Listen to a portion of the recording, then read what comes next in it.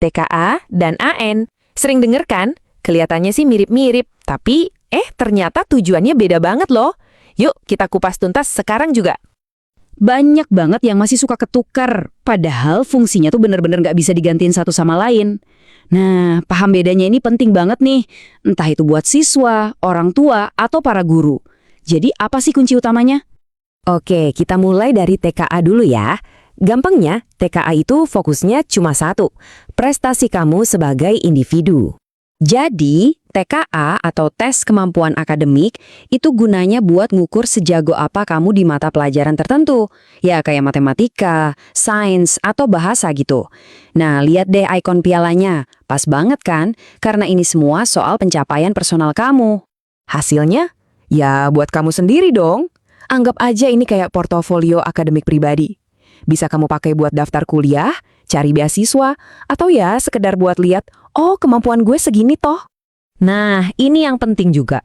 TKA itu nggak wajib loh, sifatnya pilihan. Biasanya sih, siswa ngambil tes ini buat nunjukin nilai jual akademik mereka, apalagi pas lagi saingan masuk jurusan atau universitas yang ketat banget. Oke, TKA udah jelas ya. Sekarang, kita geser ke sisi satunya, Asesmen Nasional atau AM. Nah, kalau yang ini, ceritanya beda lagi. Kalau AM, dia nggak ngelihat kamu sebagai individu, tapi lebih kayak cermin dari sistem pendidikannya. Tujuannya itu buat memotret gimana sih kualitas pendidikan di satu sekolah atau bahkan satu daerah. Makanya, ikonnya gambar sekolah, bukan orang. Dan hasilnya? Tenang aja, nggak bakal muncul di rapor kamu sebagai nilai. Sama sekali bukan itu poinnya. Justru data dari AN itu dipakai buat ngebantu sekolah ngeliat, bagian mana ya yang perlu kita perbaiki? Intinya, tujuan akhirnya itu ya buat perbaikan. Misalnya nih, dari data AN bisa ketahuan kalau guru-guru butuh pelatihan baru, atau mungkin fasilitas belajarnya kurang oke, atau kurikulumnya perlu diupdate. Semuanya demi satu hal, biar sekolahnya jadi lebih baik. Oke, biar makin jelas kita bandingin langsung ya. TKA itu fokusnya ke kamu, si siswa. Kalau AN fokusnya ke sekolah, sistemnya.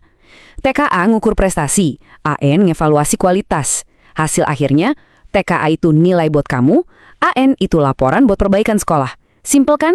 Jadi kalau mau diringkas jadi satu kalimat aja, TKA itu untuk prestasi, AN itu untuk perbaikan. Udah, itu intinya. Nah, sekarang jadi paham kan bedanya? Pada akhirnya, mereka ini bukan saingan, tapi justru saling melengkapi.